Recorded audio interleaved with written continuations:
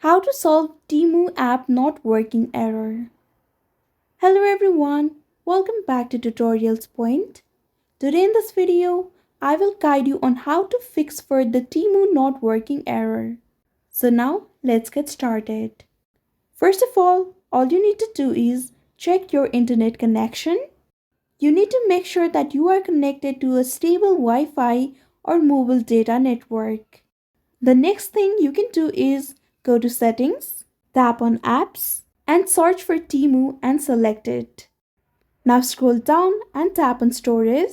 Here at the bottom left corner, tap on clear cache. The next step is try updating Temu app. To update Temu app, all you need to do is search for Temu and ensure that it's updated to the latest version.